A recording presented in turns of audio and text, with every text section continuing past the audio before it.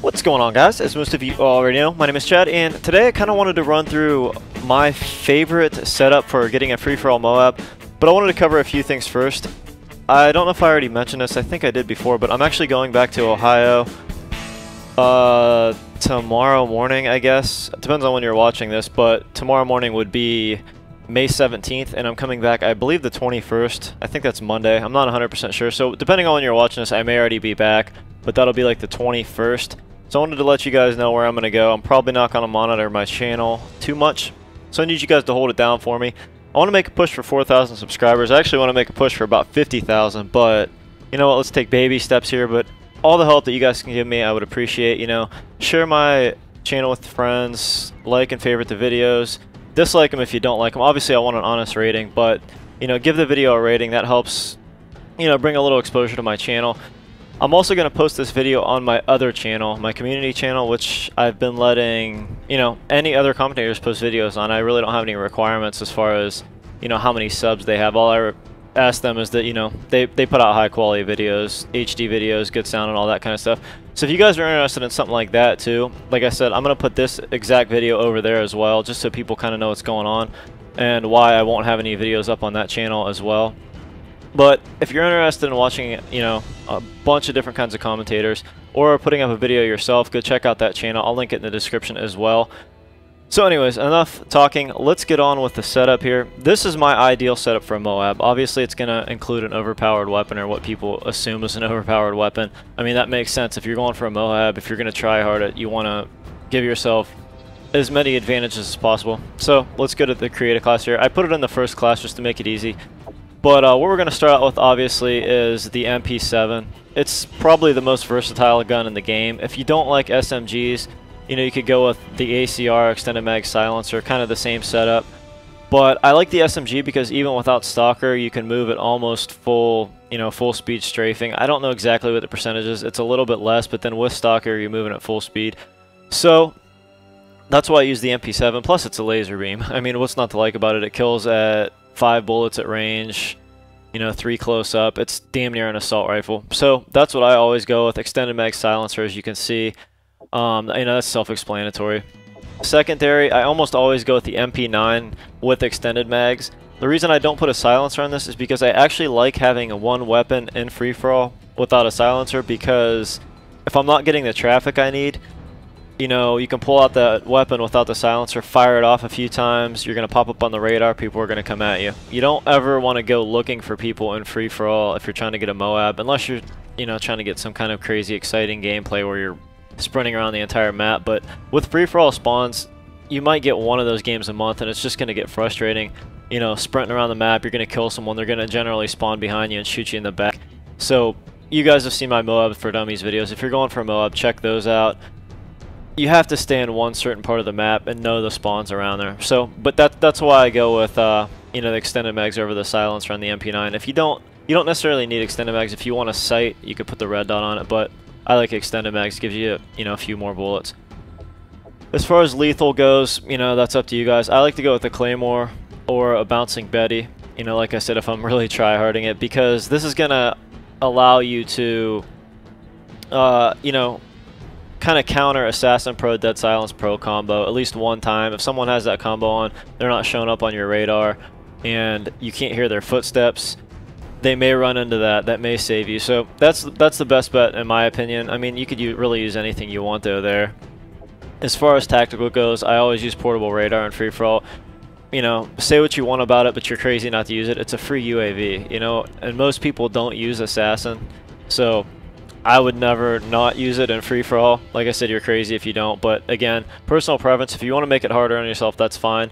This setup video is, you know, the class that I would use to super try hard it and get a MOAB, so I figured, you know, why not portable radar. As far as the perks go, I'm going to explain why I use this perk and why I don't use some of the other ones, I guess. Scavenger Pro, I use that because it fills up your... I use extended mags on both weapons, so you start out with basically enough ammo to get the MOAB without actually picking up any packs, and generally you're going to run over a pack or two here or there, but this is going to give you enough ammo to get through, you know, all 24 kills that you need.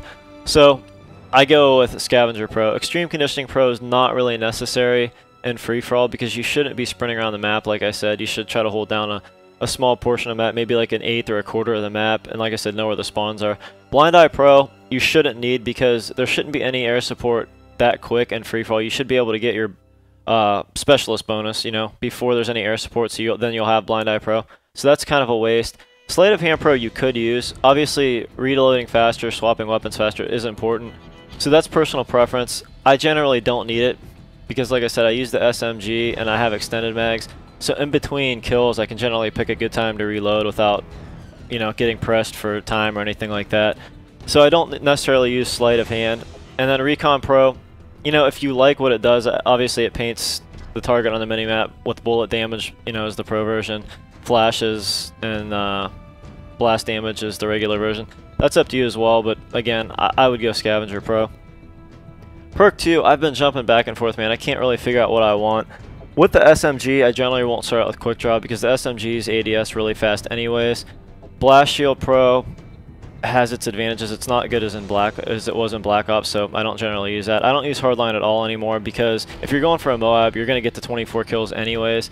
If you feel more comfortable throwing that in the Specialist pack, maybe in the, you know, the 6th kill, go ahead. But if I'm going to get 24 kills anyways, I'm just throwing perks everywhere. I'm not even messing with Hardline because obviously you can't get assists in free-for-all, so the pro version doesn't even make any sense.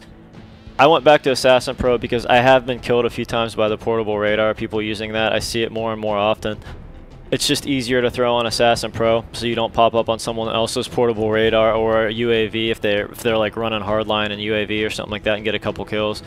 So I use Assassin Pro. There's really no reason not to. If you really do feel like using Quick Draw or Hardline, that's, again, personal preference. But if I'm going to use the best class possible, in my opinion, I'm using Assassin Pro. Overkill Pro I've messed around with, but it's just as easy to pick up a secondary if you really want one.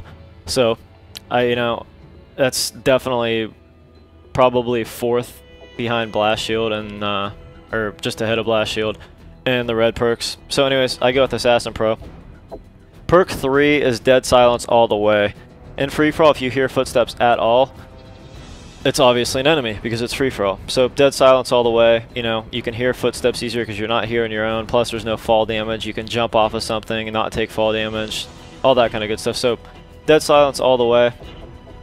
Now, this is where my setup's changed. I don't know if you guys realized, but in the last patch, SitRep Pro was actually tweaked to be a counter for Dead Silence Pro. So if you have SitRep Pro on, you could actually hear someone with Dead Silence as if they were didn't have it, you know, like normal sounding. They wouldn't be louder than normal, but they'll be normal sounding.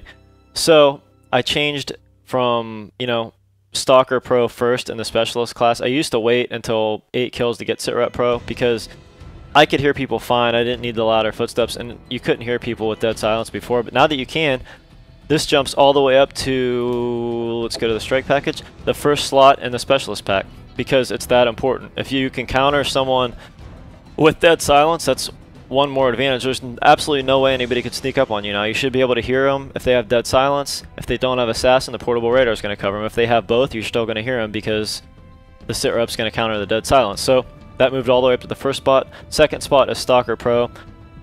It's very underrated, or maybe it's not anymore. A lot of people use it, I don't know, but Stalker Pro is awesome. You could strafe, you know, past bullets.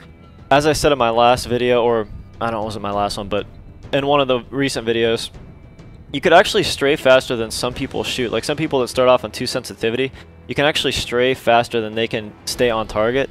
So, and you know, I covered the strafe shooting in the tips video too, like 3 or 4 videos back. So if you guys missed that, check that out as well. But it allows you to strafe shoot, strafe past bullets, delays, claymores, all that kind of good stuff. So it's going to increase your survivability, and it's going to allow you to move around much, much quicker. So that's my second slot in the Specialist pack. Third slot is kind of whatever you want.